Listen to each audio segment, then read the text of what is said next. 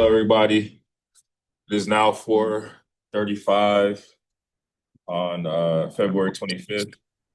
We're here at City Hall. I'd like to call this meeting into order. It's a maintenance development meeting. We're here to continue the discussion regarding the food trucks here in the city of Springfield.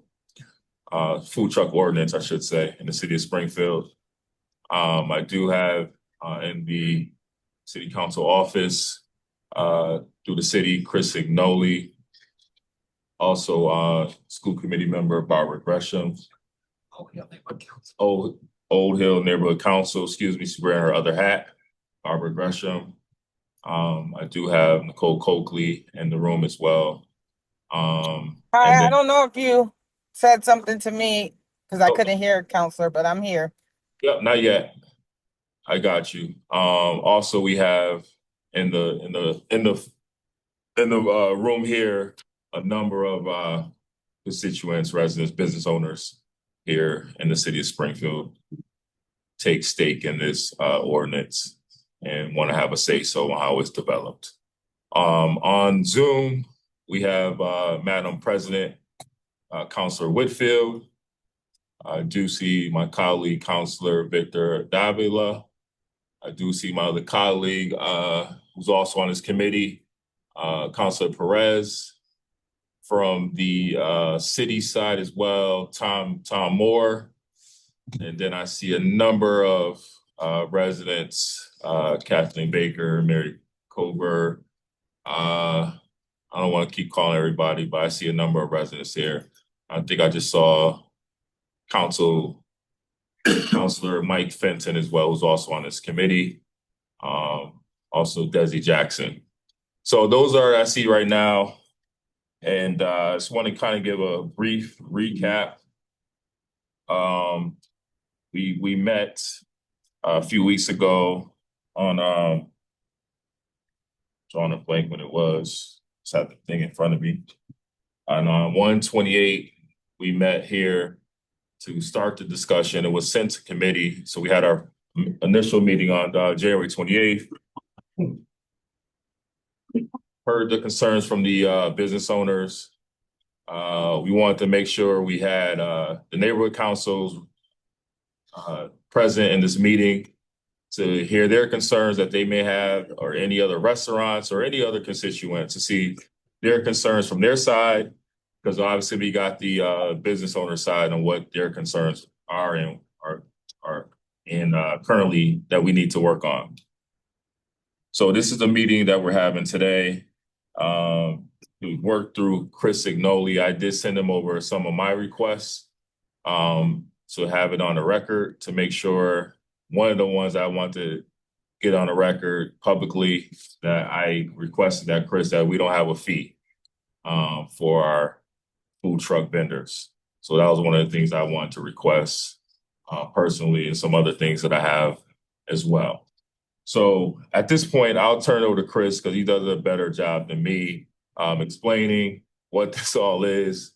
Well, before I do that, I want to turn it to my colleagues first to see if they have any opening remarks. So I'll give it to my colleague, or do you want to wait till you hear from Chris? Sure. Councilor Perez, I want to speak after Chris speaks, please. Got it. Thank you. Understood. I would like to hear from Chris Ignoli as well, counselor. Okay. Yeah, me too. Me All too. right. So I concur with that. I figured so, but Chris Ignoli, the floor is yours. I appreciated everybody who's here. Thank you. For a lot of you people were here a few weeks ago. For the neighborhood association people, I just want to summarize where we've been. Back in about this time last year, starting with a bunch of city people and there was a handful of counselors who were involved, but Councilor Tim Allen at the time really took the reins of moving forward with some ordinances with regard to mobile food trucks. The DPW has a process right now in place for permitting and allowing people to have a food truck in the public way, and that's been in place for 5, 6, 7, 8 years, and in general, that's worked very well. Over the last couple of years, there have been some complaints about mobile food trucks on private property. technically right now, there is no permitting process or oversight process for mobile food trucks on the private way, or excuse me, on private property. Mobile food trucks have to get their approvals from police, fire, health and human services.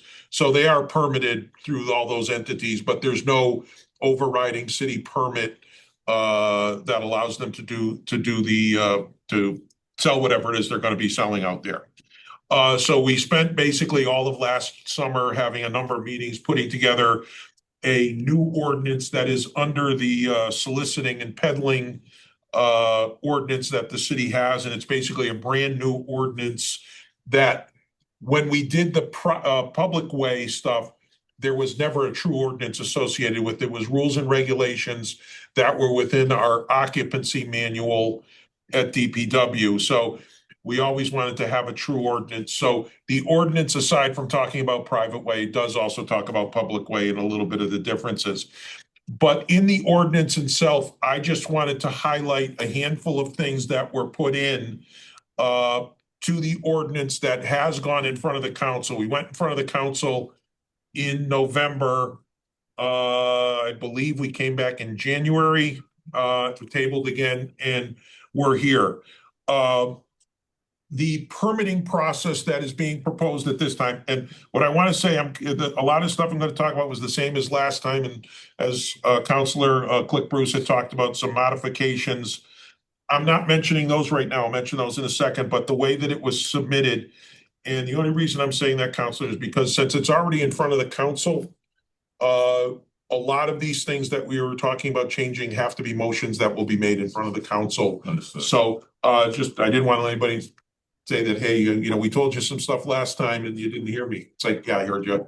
It's just what will happen is when we go in front of the council, we will make a list of things that, based upon you guys and the neighborhood groups, that need to be changed or modified. The DPW would be the location where a permit would be obtained. The ordinance will be added to our occupancy manual as well. We had food truck operating times will be 7 a.m. to 1 a.m. However, if a vehicle is located on a property that has a business that closes earlier, the food truck would need to close earlier as well.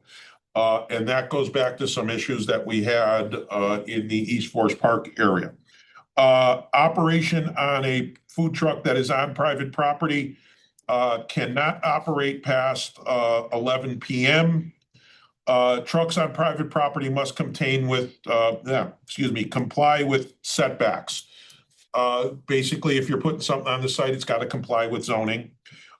Permits for food trucks on private property will be for 6 months, and then permits are renewed. In the public way, since everything in the public way is very, very seasonal, we were issuing those 4 months at a time. So what I said on this one, 3 months at a time, because most people were operating for 6 months of the spring, summer, fall area. On this one, we said we would do it for 6 months, and then it could just be renewed as we move along. One of the items that I had on there was no more than 2 food trucks on a private property. However, if zoning allows it, more can be placed on there. Trucks on private property must submit, from an application standpoint, a sketch plan where the food truck's going to be, parking, etc. Food trucks that are on an existing site right now, for example, may take up some parking spaces, may take up entrances, may take up space that impacts the property. So we need to make sure that everything's complying with zoning. Trucks that are on public or private property cannot be within 500 feet of a residentially zoned area or within a residentially use area. In the public way approval right now, no food truck could be on the public way that is within 500 feet of a residential property, and that's basically for impact to residential properties. Private property owner, the owner will be required to sign off on this. when I say we have dealt with certain properties before, in some cases, a tenant has said, yeah, okay, bring a food truck on, but the owner doesn't know it. And when there's been issues, the owner's like, I don't know anything about it. So an application would require the property owner to sign off on it. Dealing with issues such as noise, trash, parking are discussed. Permit costs, Councilor Cruz just mentioned no cost. What is proposed right now is in public property, it is $225 for 3 months with a $150 renewal for 3 months. Private property, we set at $450 for 6 months and $150 for every renewal. The permit has to be posted. Enforcement can be made by police, fire, DPW, HHS, code. So really any entity within the city can do enforcement. Fines will be issued in the public property. A fine will be issued to the food truck vendor if there's an issue. On private property, it has to be issued to the property owner. And that's the way our ordinance is set up in the city. If people are renting a house and there's an issue with the home, the fine or problem always ends up with the property owner versus the food truck on that. All fines are $100 per incident. And what we added in there is an appeals process, which we have to do through the law department and everything. So if we issue somebody either a fine or if your permit were to be pulled for any reason, there is an appeal process to go through. So those are kind of the highlights. The document that I sent out to everybody is a long document. I'm not saying it's not. It is a long document. It is a modification of the chapter 279 peddling and soliciting. And so we've made some changes to the document itself and then basically added a brand new section about mobile food trucks. As I mentioned before, we're going to go back in front of the council for everybody here just from a procedural standpoint. It goes in front of the council for an initial reading and modifications can be made. Then at a subsequent meeting, did you guys change it to just this one step? I think this is a 2-step process, if I'm not mistaken, but we do step 1 and then it used to be step 2 and 3 to be together. So what would happen? It would be heard at one meeting. If there are changes, those get taken into account and counselors can kick me if I'm saying this wrong. Changes can be made. Then it comes back for a vote for the second and third reading. If there are major changes that are made, it could possibly then be extended to another meeting if people so want to discuss it. So right now, I don't think we have put this on the agenda for Monday. And I believe there's a council meeting Monday and then there's one the next Monday. Yeah. So if we were to have this on an agenda, it would be on for, I believe that's the 9th? The 9th. Yeah. So it will be on in front of the meeting at the 9th. Just for everybody here, if you are to attend the meeting, when you look at the agenda, it's probably at the end of the agenda. So depending upon what that agenda looks like, it may possibly be moved around. Counselors sometimes when they know a lot of people are here, they don't want you waiting till 9:30 to hear something. So it may be moved around, but it won't be on for Monday, but it will be put on the agenda. Assuming everything is good here and moving forward would be on the agenda for the 9th. I'm not trying to squeeze it in on Monday. I don't even know what the agenda looks like. I haven't seen it yet. But I know I have nothing else on it. So those are the highlights for the people that haven't been involved before. When we met a few weeks ago, just going back and looking at my notes that I have here, a number of the vendors here gave us comments back. And it talked about issues that were of concern were the setback from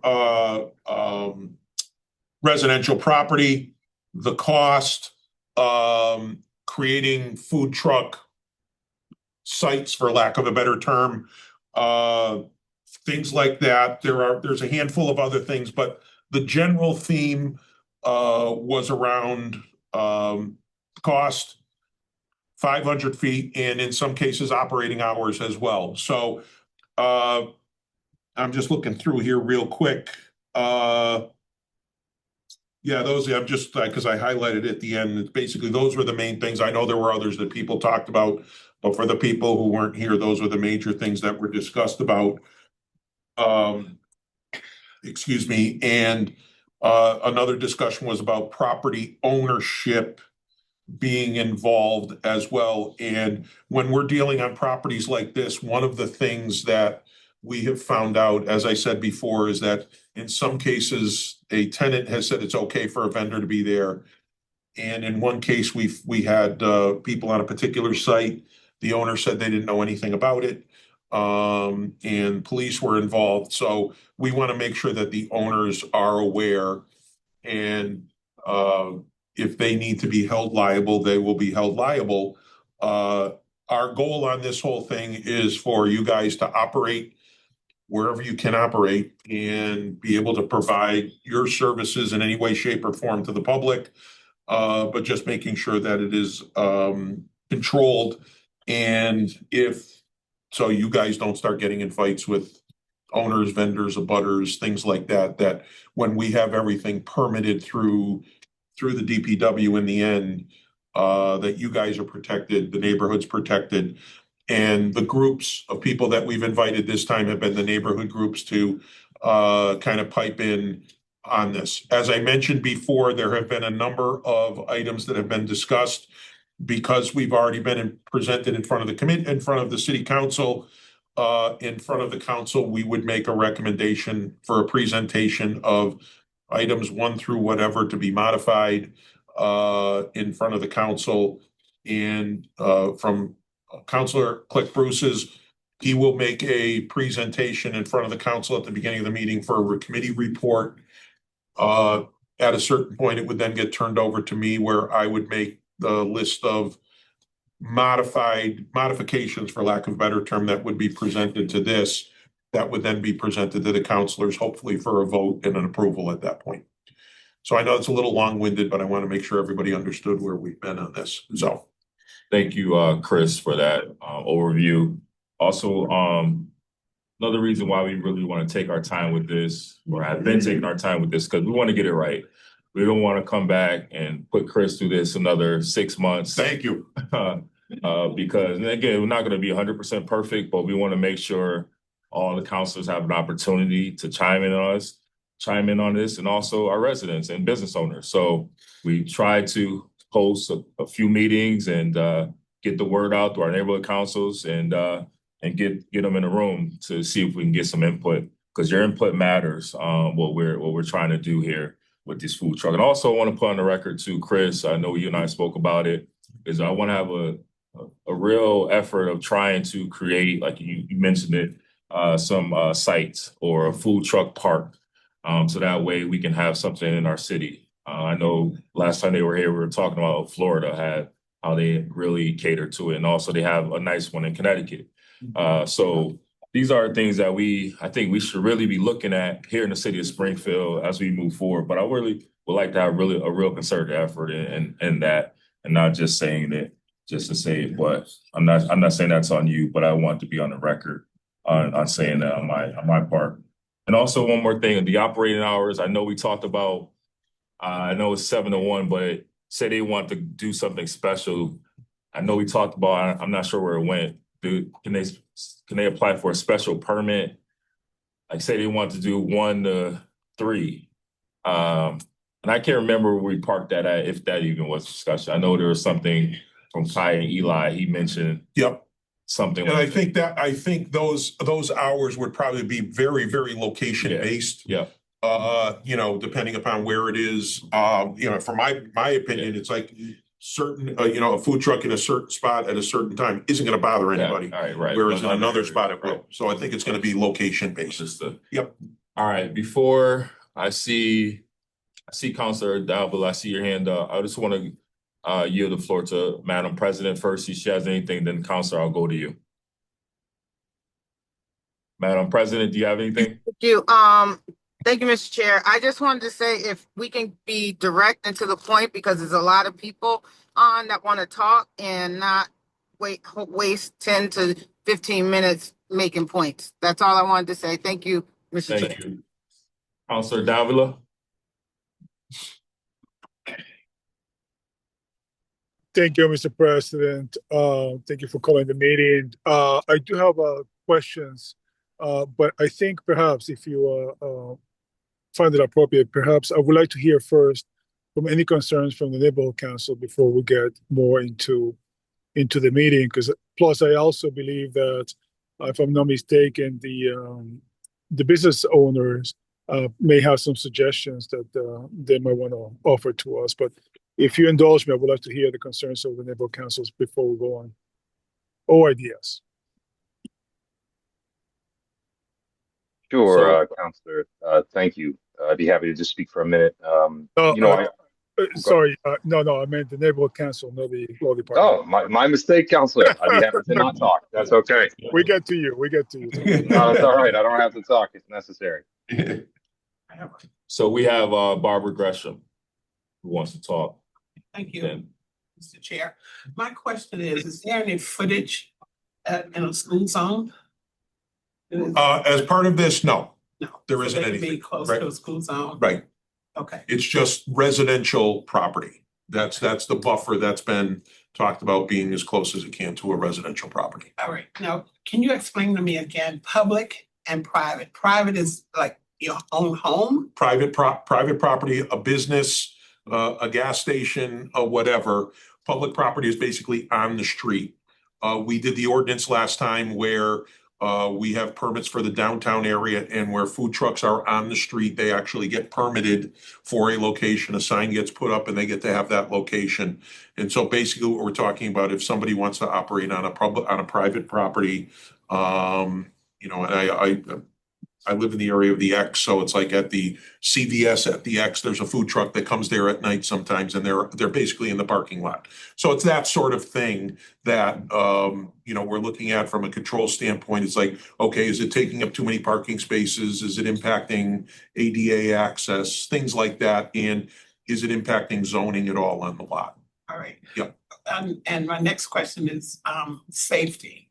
Mhm. Like the food, the clean, do they have to have a safe serve? Yes, as I mentioned before they even get to the point of coming to us for a permit, they have to have approval from police, fire, and fires with propane and all of that, and then Health and Human Services as well. So Health and Human Services oversees them now with that. So one of the things that sometimes if there is a food truck somewhere that somebody in the city sees and goes, ooh, I don't think they have a permit, or through Health and Human Services, they actually have the database. The database that I had for all of these people who came to the meeting a couple of weeks ago, there's actually less people here today, even though there's a lot of people. We had a lot of people, a few more people last time, came from Health and Human Services for entities who have had any permit within the last 2 to 3 years. So they have to get approved for that. So the assumption is that when they come to me, they're going to show me a copy of what they have from Health and Human Services. Okay. And my next, I think my last question is vendors on sidewalk vendors. Does this same ordinance apply to them? We discussed that in there because there's two types of sidewalk vendors as far as I'm concerned. There's the people that are pushing the little carts all over the place, which are not really that much of a problem, but they are out. Then there are the other vendors who kind of put up tents that are selling phones, iPads, services, whatever.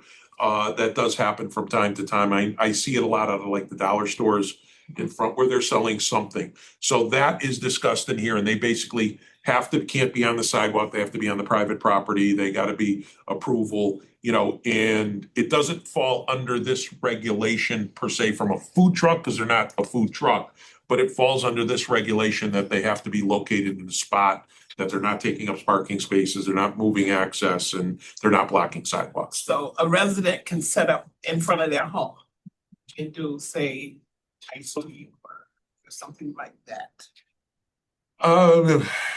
And put up a sign and say it's Technically, you would be too close to a residential property. But like if it's mobile, and when I use the word mobile for that, you do see the vendors pushing carts all over. As long as the cart is moving, that's fine. Setting up in front of your house on the sidewalk, Yes. no, No. you wouldn't be able to do that. Yeah, but if you have a cart, you're going all over. What last couple of years have been a thing for Italian ice. Yeah. Vendors have been doing, as long as they're moving around, that's not too much of an issue. If they're moving around, Yeah. oh, but Yeah. not in front of their house. Correct. When you got traffic backed up. Yeah. Waiting. Exactly. Okay, all right, Exactly. thank you. Yep. Thank you, Ms. Gresham. I do see a hand up. This has a letter C. I'm not sure what that is, but C, you have the floor. Hi, this is Councilor Sherrod, President of Upper Hill Neighborhood Council. Yes. So I do have a statement and just a few questions. The Upper Hill Neighborhood Council does support reasonable regulations that promote public safety, traffic management, sanitation. But we also recognize that many of the mobile vendors are small, minority-owned businesses that provide value services to neighborhood residents and contribute to the local economy. So when implementing the mobile vendor regulations, we want to make sure that they do not unintentionally displace responsible vendors operating with community support side of, the downtown area. Many of the vendors are located in neighborhoods that are possibly within that 500 feet zone. So how do you ensure that this new regulation does not significantly impact those vendors? Chris, you want to take that? Yeah, and the major complaint that police ordinance, DPW code has been dealing with over the last couple of years were basically complaints of adjacency to residential property of a food truck. And again, I'm not picking on anyone here. It's been a general complaint that a mobile food truck that may have a generator, that may have lights, that may not even have sound, but it could be, some cases could be within 15 feet of a residential property somewhere. So the idea was we had in the ordinance already for public way of a 500-foot separation. So the idea is that I would mimic that onto this ordinance to make sure that private residential properties are not impacted. So that was the thought process behind it. And as I mentioned at the last meeting, that was one of the concerns, that that's too far. So I'm sure that there will be a motion by somebody to modify that distance along the way. Excuse me. Wait. And also, I agree with Councilor Lamar Bruce Lamar that the permits and costs could be a factor and affect a negative effect on some of the vendors who operate in minority neighborhoods that do not have a lot of businesses available to them that they can sit park in parking lots of businesses. And also the fact that the homeowners would be responsible for any fines that will also possibly impact decisions for them to be able to locate or work with a private residence to place their food. And a couple things with regard to the cost. When I put this together, I hate to say I kind of pick a number out of the sky, but in some cases I do. And whenever I go in front of the council for any ordinance modification, where there's either a cost or a fine, I usually put it up higher to generate the good discussion about it. So from a cost standpoint, I'm going to defer to the council and obviously to the people here as to what the good application cost would be. The idea of the property owner being involved was because a lot of the problem locations that we did find over the years, the property owner themselves seemed to be unaware They may be lying, they may not be lying, but they were unaware of what was going on their property. And it was an approval from a tenant that was there. So we want to make sure right now, if there's any ordinance violation that happens in the city on a private property, it is the owner's responsibility. So I look at it from a standpoint that the owner is going to, if one of you guys, if you're on a private property somewhere, the owner is going to have a vested interest to make sure that you're following our rules along with his, to be able to do it, to get it done. And most of you who operate it, it operates fine. So we just want to make sure that the owner is involved with it, because a lot of properties in the city, the owner's not here. And so we don't want to, we want to make sure that the owner is invested in this and knows what's going on. So even with that, so who will be responsible for, let's say, accidents, insurance, or property damage risk? Is that going to fall on the vendor, or is that part of the, do they have to provide that to you? Is that the homeowner that has to provide that? No, they're in their application package, they're going to be providing us that they have, if it's a vehicle, it's going to be some sort of vehicle, whether it's a towed or whether it's a driven vehicle. They're going to have a registration. They're going to have insurance. They're going to have their approvals that they have from police, fire, and that's going to be submitted to us, and that's their liability side. Anything else on the we are not asking for information from the property owner other than that they are providing permission for the food truck to be there. Okay. So And when they I'm are, sure all these vehicles have some sort of insurance coverage, and you guys probably have it all over the place based upon what you have for a vehicle. so when you're talking about enforcement, is enforcement based on proactive inspections? Would there be someone going around inspecting, or is it compliant based? And what type of warning would the vendors receive? Would it be immediate fines, or one warning, or education about the expectations, or would their permits be revoked on the first warning or the first violation? No, I think from an intent standpoint, and I know my conversations with police ordinance, is that 99% of the time, if there's a problem, it's just going to be a talking to the food vendor, because my guess is that the major, and your question about proactive or reactive, it's probably going to be more reactive in a lot of places. And it's going to be things like noise, lights, cars, and it's going to be, you know, hey, you need to address this in some way, shape, or form, whether it's the vendor or the property owner. And then from a fine standpoint, I think that there's going to have to be a recurring problem. From a complete revocation of somebody's permit, it's going to have to be something horrible, from my opinion. Anyways, it's going to have to be something that either they didn't comply with orders 5, 6, 7 times. They're selling things that they're not supposed to, a la alcohol and things like that.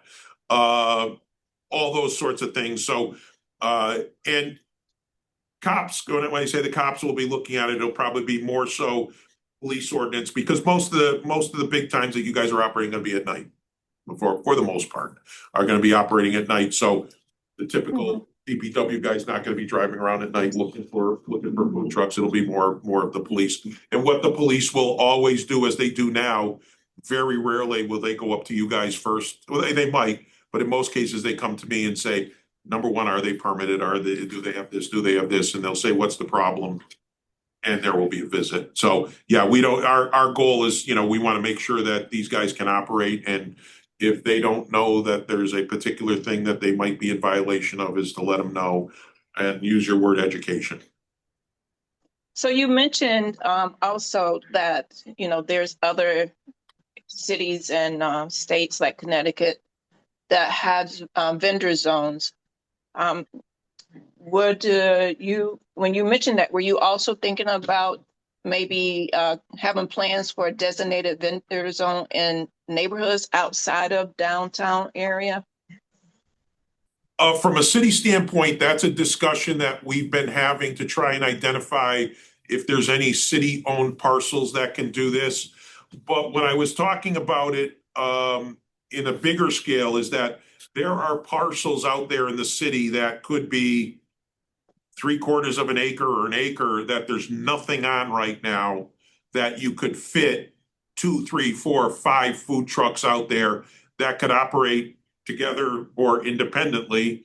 And not to go back to the Boston Road thing, but from a layout standpoint, something like that, where you could have multiple food trucks, you have enough parking, you have enough access, trash is controlled, that sort of thing was one of the things that I was mentioning with regard to like a food truck parcel or, lot or something like that. But on the other side is, yeah, we were talking inside the city is that if we could identify a location that may be able to support it as well, that's a discussion I'm going to have with the mayor's office and other departments in the city. And my last question, with the development of this policy, during the development of this policy, did the city anticipate the possibility of unintended displacement of neighborhood vendors because of this new rule? As long as they're permitted, no. No, and I know the issue we are running into from time to time is people that don't have any permits or anything from Health and Human Services. But the idea is here is that we are not looking to displace anybody that, has a spot right now. They would just go through a permitting process, and whether the fee is $0 or $500, just to make sure that they're permitted. Okay, so that gives me one more question. Why isn't the process to be permitted more streamlined? Like, it seems like they have to go through several departments before they even get to the permitting part. Why isn't there a wraparound service where, like, a one-stop service for that type of situation? It's a common complaint in the city for a lot of different things. Right now, these vendors, they go police, fire, whatever. They're coming to us because when we actually started to do that on the public way, it actually ended up taking longer for us to be working with those other departments. A vendor who wants to move forward, yeah, they got to go to police, they got to go to fire, they got to go to Health and Human Services. But the quicker they run through that, our permitting process will take a day or 2 or 3, just as long as we have all the stuff to get it to issued, get it reviewed. So when we tried to do it other way, the streamlining went longer. So this way, they're permitted now, even if they're working one of the things I didn't talk about was 1-day events, 2-day events. None of that stuff will change. When they go to get a permit for that, they present their police, they present their fire, they present their Health and Human Services, whether it's in a park or, part of the events, the Indian Orchard one. I know there's various events that happen at Plum Park in the summer as that. So we looked at it, and actually, when we've done that in the past, it just ends up taking longer. So you mentioned special events. Yeah.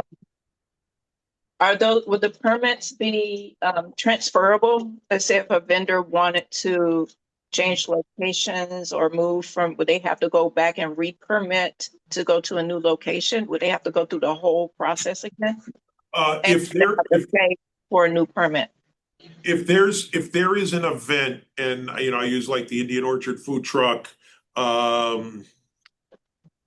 Stone Soul, Tarambi. There are 1-day events that happen all over the city. I think that ends up being permitted as part of the event. Like, for example, the city of Springfield has a events and festivals committee. So the entity that would be holding the big event comes into the city. There's a meeting, they do a presentation. It gets approved, usually gets approved. And then we get the list of vendors, and all that we care about at that point is that they have their licensing to be able to operate, and that would be, police, fire, health, and human services. There is, to the best of my knowledge, not a secondary permit associated with that. There is a permit associated with an overall event that the organizers have under them. The only special permit that I then become aware of on these events is if they're selling alcohol. That becomes a different process through the police department. But if they're just doing regular food trucks, it's just part of the event that the event's registered for. On the state. Excuse me? Well, thank you so much. Yes. All right. Right. Thank you for very the much. question. Yes. See, Melvin, you had a question. Yes. So she answered something. Oh, okay. All right. Sorry about that, Melvin. I didn't want to. All right, Counselor, Madam President Whitfield. Thank you. I'm sorry I'm in and out because I'm also traveling, but I had a question for Chris, and I just wanted to make sure I understand. You didn't do a comparative analysis on the fees, you just pulled them out the air? I kind of mirrored them to what was happening now with the public way. Okay, all Yeah, right. with the public way, yeah. I But did not do research around the other communities on that. I just mirrored it to what we have in the public way. And my recommendation would be is that if we change the fee for the private property, that we would also be changing the fee for the public way. I wouldn't want one or the other to have, I hate to use the word advantage, but the idea that somebody could be in the public way and then somebody on the private way could be 20 feet away and they're paying two different rates, for that. So I would then, make a recommendation, and that's, I think it's buried in one section for the fees. So we could make a recommendation to change that for both. yeah, I just don't think I quite understand the rationale around food truck ordinance mirroring the public way, but I just wanted to make sure that we're doing our due diligence when we're putting these ordinance forth and making sure we do a comparative analysis with other municipalities in the state. Thank you. Thank you, Madam President. Nicole Coakley. Thank you. I just had a quick question. For the 7 to 1 time, does that mean they cannot start up their truck until 7, or they can't sell an item until 7? And the 1 o'clock time, you can't sell an item. You can sell up until 1 a.m. or you. Correct. What's the clarification? Correct. With the hours that we put in there, the idea is that they could be there because a lot of the food trucks, you're going to leave there. So it's a matter of at a certain point, you're going to be able to sell. And what I also anticipate is, as the question was before, certain areas, certain locations will be okay earlier or later based upon what's in that neighborhood and what you're next to. As Barbara was talking, if you're next to a school, I don't think they want you, doing whatever at 5:30 in the morning.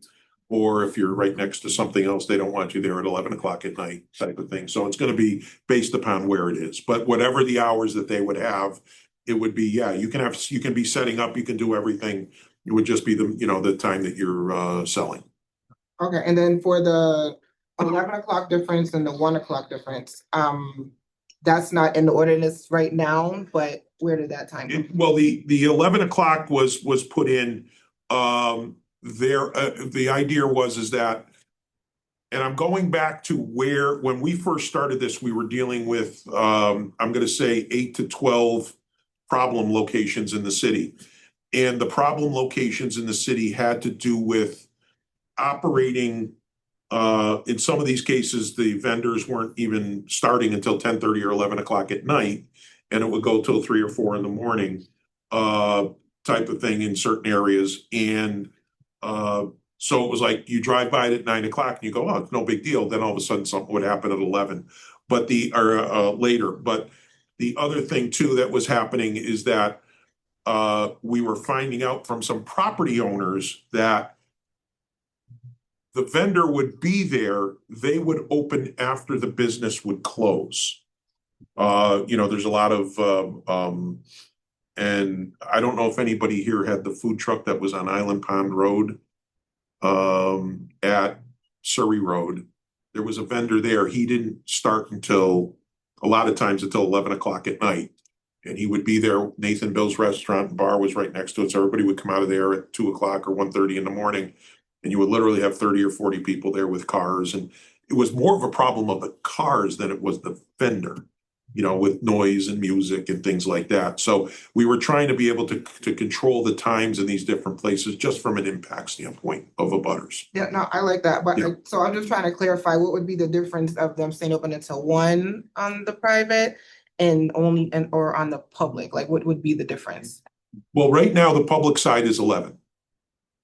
I'm pretty sure it's Private, 11. private. is, Yeah, and the private side, we were going for 1. But the item that I had there is that they couldn't be open if there was a business there opening after that business has closed. So right now in the ordinance, it doesn't say that, but you guys are wanting to put in place that they would only be able to be open if the business is If the open. business there is open. And I know when we were writing it, we were thinking of some very, very specific examples that we were dealing with. And it happened to be a business owner who said, I didn't even know a food truck showed up here. You know, and it was on a closed business. And, you know, we went to him and said, hey, we're having a problem here with food truck. And he goes, what are you talking about? And I said, well, he goes, I close at 9. I said, yeah, they show up at 11 and they use the parking lot. Anybody here have the food truck that's at the CVS at the X? When that first went in there, nobody knew it. And so it's that sort of thing about, you know, the hours and just making sure that it's coordinated with that. I'm sure, you know, different hours at different locations are what people are going to be needing with that. So, Go ahead, Mel. so just to piggyback off of what she said, if you're already gonna be making the property owners aware of what's going on, then why would the time be an issue after the business is closed? Like say the property, like you just said over Right. there, Nathan Bills. Right, If the business owner knows that what's going on. right. That's where the hours can become flexible, as far as I'm concerned. Yes, yes. So wait, sorry. With the flexibility, do they need to apply for another permit to say they can stay until 1, or how does that work? If they had, for example, if they had a permit that says we're gonna close at 11, and they came back and said, hey, I want to change it to 1 a.m. It would just, you don't have to go through the process. You're basically coming to us asking for that permission. We say yes, and your permit is modified. There's no cost, there's no reapplication, there's. Need a letter from the owner stating they can stay there until Yeah, 1? yeah, that's what we'd ask for it and we would modify it. That's what we do now on public property if somebody's changing something. And because a lot of people have a permit on public property that a food truck owner owns multiple trucks and sells multiple different things. Some people sell baked potatoes, some people are tacos, some people are whatever. And it's like the guy would come to us and say, I have a permit for my truck here, but I'm not gonna sell that stuff. I'm gonna sell something else. We just go, that's fine. Give us the registration, give us the insurance. As long as you're good, you get the permit to go. We're not gonna, make you pay for that. Thank you. So just in the fine print to make sure that that's in there for them to be able to understand that you can go up until 1 a.m. if you're on a private property, as long as the owner gives you a letter saying you can do that. Right. So when they apply Yes. for their new permits, come with your letter. If the owner of the private spot says you can go till 1 o'clock, I don't have to here, already have it done. Right. And I think normally we all supposed to have a letter from the owners of the property to park. That's required that already. Yeah. So in my case, I leased the whole land. So I already got a lease for my Yeah. land, so. Yeah. So that's not. Now, question. I know you have permit for the landlord, whoever owns the property, but what about if you're running like, we had a business in, Belmont Avenue? We had to get a permit from the DPW? You have to get it from there too? Or just a letter from the owner? Well, it would be a letter from, in which location are you talking about? 355 Belmont Avenue. Is that the food zone? Food zone, yes. Food zone. Using that one as an example, you would come to us for a permit. Yeah. There would be a letter from the property owner that says, yeah, we want them on our site, and you would get a permit from us. You don't have to go to the DPW. No, it would be through a DPW, which would be us, yeah. Yeah. But if they want to go till 1, your letter needs to say they can be here until 1 a.m. Correct. Yeah, we would put in your hours of operation, and if you changed it later, you would just say to us, hey, I'm changing my hours of operation. Yeah. All right. So real quick, let me just get some order real quick. You have 8 minutes. Got two counts. I want to put it down, but I'll turn it over to the gentleman in the house, and then I'll get Counselor Davila after that. Mr. Chair, I was having problem. I'm driving also. I had only a quick question. Yeah, for one point of- moment. I'll get to you. Your hand was up first. I'll get to you before I get to Davila. But I Okay, want to thank take you. this gentleman here. Yes. No, so I just have 2 points. So, the one thing that I keep saying is, you're making us liable to pay for these fees when we're renting on land from the owners. Now, you're only expecting them to give you a letter saying, hey, but we're paying rent to the land. So my question is like, everybody here has a food truck. Everybody has to have liability insurance, Yep. insurance, all of that. So we're insured, all permits permitting, right? Yep. Why not have the landlord who's collecting rent every month and making good money pay those fees that you're requesting? Because they're gonna tell you, hey, I have 3 food trucks on my property. Mhm. Now, and they're setting the rules. Yeah. Why not charge them the fee? I mean, we're paying rent. Right. Paying rent to these people. We looked at it as the equivalent of a restaurant. That a restaurant has to get all their permits through the city. The restaurant pays all of their permitting costs to the city, not the landlord. And so if you happen to rent a space where, you have a whatever, McDonald's, KFCs, even places like that, 9 times out of 10, the owner is a remote owner, or it could be a franchise, but the tenant or the entity that is doing the business is the one that pays for all of the fees associated with this. So it's basically mirroring as if you had a restaurant somewhere. You're still putting a hold on us. I mean, you have to park. You can't be in front of a private residence. So, like you're acting like you're holding us accountable, like if we were a brick and mortar, but you're telling us that we have to operate within certain limitations of the city. I said this the last time.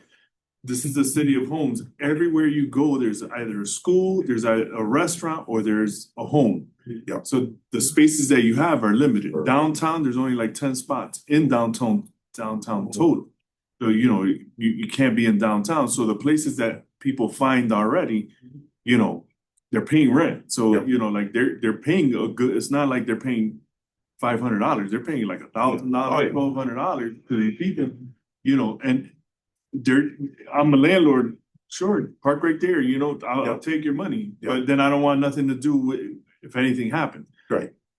I just say, if we're paying, make them accountable, because everybody wants to have 4 or 5. If I can get $5,000 a month, having 5 trucks on my lot, and it's costing me nothing. Yeah. But. Right. And that was the discussion last time, was number one about the fee. Right. Is that get the fee down a little bit, and as well getting that buffer zone down. Right. And that ends up giving you guys a lot more. I don't think that anybody has to get it to go down like it is in Palmer. Palmer is a one-time fee for the year. And it's, how much is it now? 150. That's it. Yeah. For the year. And the only reason that I split it up for 6 months and you guys can chime in on that, is a lot of food trucks become seasonal. Some of you people are there all the time. Some of you there are only for a certain period of the summer. And when we would do that, I would probably still do the permit for 6 months and then a renewal. And even if it's smaller, because if you guys don't need to be there, and that was the thing in the public way, because some people said, I only want to be on the street June, July, August. I don't want to have to pay all of that. You see the fee though, I was there in Palmer, and Palmer was unbelievable. It's great. They don't trouble you, and it's only, like he says, $150 for the whole year. Yeah. It's not like $450 every 6 months. So I have a feeling whatever the fee And what you doing- low.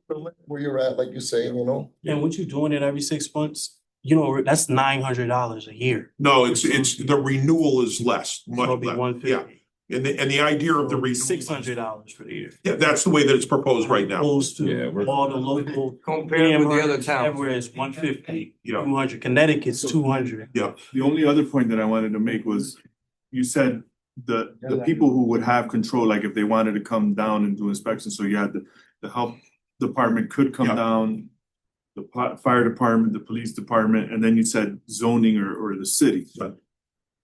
So I think everybody's okay with that. It's just, is everybody going to be uniformly looking for the same thing when they come to a food truck and just look to make sure that everybody's doing what they have to do?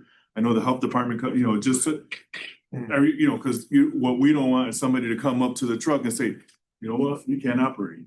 And you're like, why? Just out of whatever reason. When we've been doing ordinances lately, we've been expanding who the enforcement agent can be, because 9 times out of 10, as we talked about that, if there's an issue there, it's going to be because there's a complaint from somebody. And the complaint, let's say the complaint is trash. That's probably something my department's going to go over and look at. If the complaint is they don't think you have a health and human services license, Health and Human Services is going to come out. So the idea is not like, no, we're not trying to pile on. And internally in the city all the time, and we're dealing with it now with snow and parking and stuff like that, it's, hey, this is the issue here. All right, this is going to be a DPW thing. The issue over here is something else. All right, that's going to be a police ordinance thing. So it's the idea of who has the best oversight of that knowledge of what that issue is. So yeah, it wouldn't be 5 different people showing up going, you're fine, you're fine, you're fine, you're fine. It would be whoever best has it. But for the fees, it's been proposed that there be no fee, right? So That's what counselors. That's gonna be at the table that you guys have no fee, so that's gonna be at the city council agreeing with it. Yeah. Right. So again, I'll say it again for the record. Again, everybody in this room, everybody in this call, if you have any issues, please email us. So that way we can compile a list of all your concerns and present it when we have our meeting, which is going to be hopefully on the 9th. But we've asked that last time, and I did have a list of things that I sent to Chris Ignoli. But everybody in this room, if you have any concerns or things that you want to see change, please email us.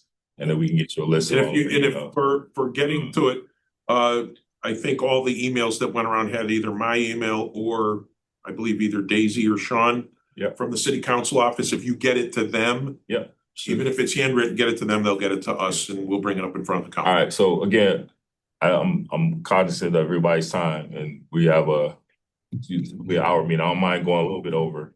However, I want to get to our counselors, Counselor Perez, Counselor Davila. I see your hands up. Counselor Hurst, I do want to recognize you. You did have your hand up, but I want to go to counselors first. And I also see Anna's hand up as well.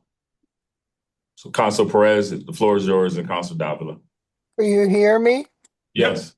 Okay, my question is, what happened? I know in my ward I have some trucks for many years and they pay a fee. If Chris, and this question is for you, if any fee inquires to be there, are you gonna increase it or decrease it? I think that's the question that I was being asked by the food trucks that are already in existence in World War. And what happened with them? A food truck that is on the public way right now that's on the street. Right now, as way the ordinance is written, there's no proposed change in the fee.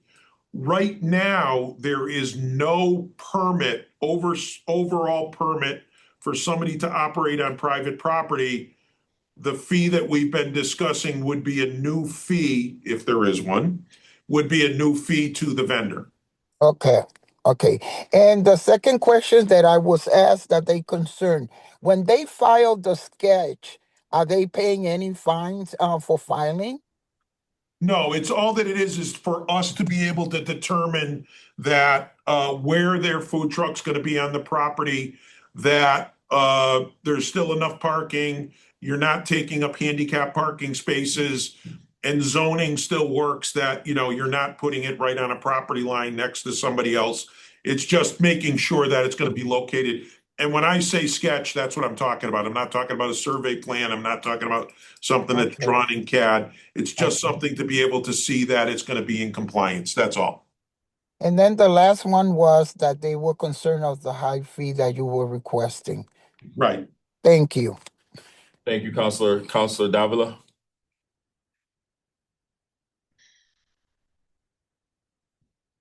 Like he's frozen. Counselor Hurst, did you want to say something at this time? Just really quickly, I just wanted to reiterate that 1 o'clock p.m. Extension was not subjective, Chris, and so you're going to put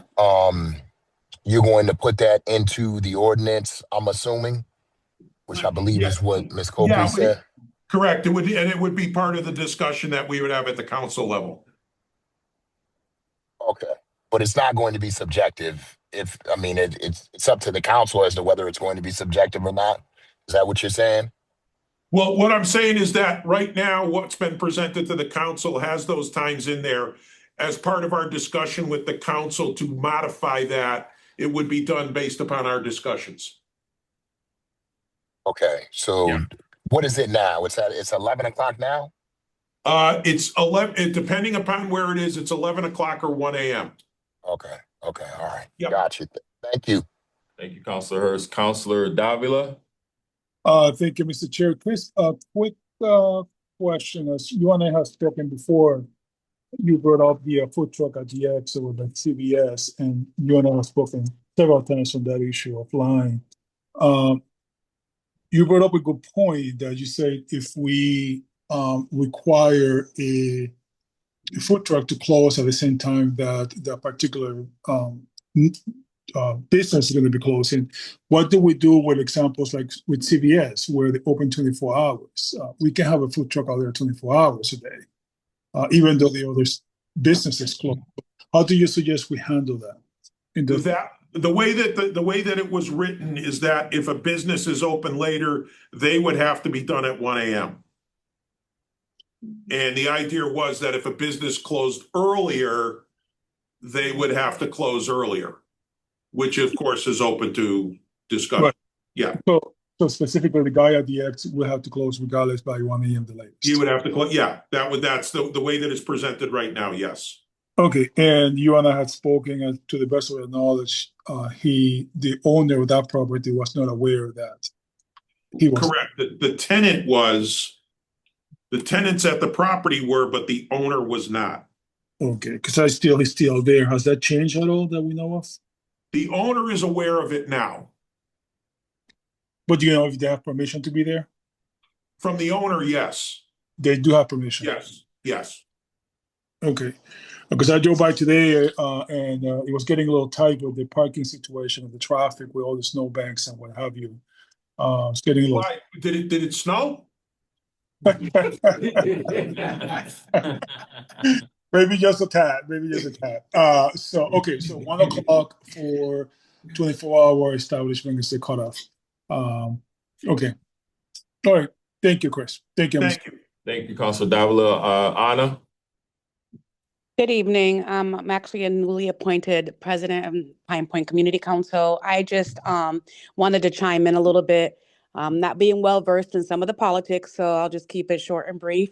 One of our concerns is, as you know, with Boston Road, it was starting to get a lot more flow and traffic, especially with the Springfield crossing coming in.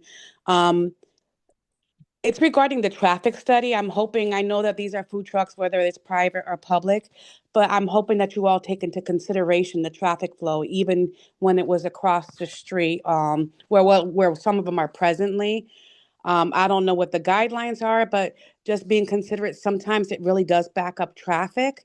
So I'm not sure. I didn't really take a look at the ordinance, but seeing that the food trucks seem to be populating toward the Boston Road area. Is there any type of guideline, not just for the food truck, but considering the location? I know that you guys, they have to meet with the abutters and such, but to be mindful of the traffic flow wherever the food trucks are located, because obviously Boston Road is only 2 lanes each way. And if you have traffic going into food trucks, and it's backing up traffic, that presents an issue. Do you have anything that you're working on in regards to that? Yes, and when we do when development is being done around the city. Dispensary there, so it's obviously it's gonna be packed. It's not just the food truck, it's a dispensary. I'm the one in charge of Yeah. that group of food trucks. Yeah, but what, from a traffic perspective, whenever anybody comes into the city and wants to build Dispensary, something. of course it's gonna be. You know, well, depends how long you stay at the dispensary. How long? I'm sorry. You're gonna have, a food truck, it's. from a traffic perspective, we go through this all the time. And I'll use the location across the street that was being used. Right, I was trying not to name drop that, but that's actually one of the heightened problems at this time that we're running into, especially when the weather is going to start getting warm, people are hanging out, and you do have the food trucks, and then you're running into the dispensaries, and even when somewhere across the street with the parking lot where there was the car sales spot, it was still presenting as an issue. Not so much that we want the food trucks there, but the traffic flow was definitely a big hiccup. So we just don't want it to see that it's deterring people from going all the way down Boston Road, right? Or it presents a traffic issue. The issue that we do with traffic is, and I'm using that location as an example because that was a thriving business when it was Metro. Yes, it was. So you had a ton of people going in and out of there on a daily basis. It basically closes, so everybody gets used to no traffic. Somebody new comes in there and builds something, whether we're talking food trucks or a McDonald's or anything else, there was already traffic there. So it's like, you know, going to somebody and saying, oh, you're putting new traffic on the road. You're not really putting new traffic on the road. It was closed for a little while. Do we look at that? Yes. The Springfield Crossing project is a great example that all the mall was there before, but it hasn't been full Eastfield Mall in is the same years. thing. It was So now all of a sudden there's traffic and people are complaining, there's too much traffic. Well, no, there's not. It's, you just haven't seen it in 10, 15 years. So whenever we look at developments like that, we look at. What is the COVID line that was over there all the time on Eastfield Mall? We look at historic traffic and, you know, what's being proposed on a site, whether we're talking food truck or a McDonald's. Is it generating more traffic than what was there before? And how long ago was it done and, you know, getting safely in and out? So we do look at that. But 99% of the time that they're gonna be putting something somewhere, it's either an existing business or it's a location that was used for something else before. And I understand that when the Metro was there, but you also had Russell's Restaurant, which they had adequate parking. So it's not the same thing when you have a marijuana pot shop. And not to, you know, I'm not bashing anybody, but it presents a problem even now without anything else, just a couple of food trucks. So I can't imagine in the summertime. Yep. All right, thank you, Anna. Thank you. So Tom Moore, I know you're from the city. Did you have any comments? And then if you have anything, this will be the final word, but I want to recognize you, Tom.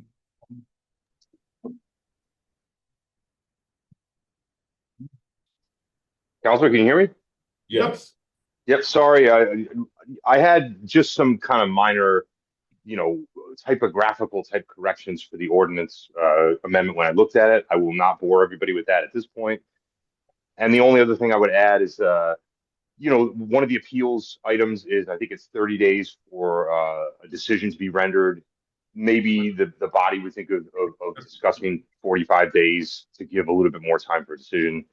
But, you know, 30 days, if ultimately that's where it came down, it's not the worst thing in the world. So those are really the comments I had. You know, everything else just been listening. So I won't, you know, extend the meeting any longer. All right. Thanks, Tom. Councilor Perez, would you can you make a motion that we send this to the council floor for the meeting on March 9th? Sure. I'm placing the motion to be sent to the council meeting. And this is the first step, right, Councilor? Correct. Correct. Yeah, it has not been voted on. Okay, it's for the next meeting. I will, for you, Counselor, I'll put together a summary of all of these things, and we can use it for the counselors to have all these items that these people have talked about of what they're looking for a modification on. Absolutely. Yep. Council Davila, can you second that? Sure. I will second, but I do have a comment to make on the motion. Yep. One second. So Council Davila, you have a comment on the motion. Go ahead. Yeah, I just want to put on the record. I understand that we trying to get this onto the chambers for the first step. We do have two-step process. So whenever we move forward with this for the ordinance to be ordained and become law, it will be a little while, I believe. But however, I personally feel that we should wait until we get some sort of consensus, because right now we don't have consensus as to what the fee structure is going to be, what the footage is going to be between residents and the food trucks. And there's a couple of things that I would like to see iron out first before we move to the full chambers. So that's what I would prefer. So Council Davila and I respect your opinion. And again, this is our second meeting for this. So I've asked that all councilors send in what they would like to request so that we can get over to Chris. So get all these concerns out. So respectfully, I would like to bring it to the floor. And then if you have any dialogue or anybody from this group here has any dialogue, we can get it to the floor, have the discussion. And then, but we got to get this thing moving, is my opinion. So if I may, I agree with you. I do think that, however, we got to get it right. This is people's livelihood. I know it's going to come back to the floor, even if we do to this committee, even if it gets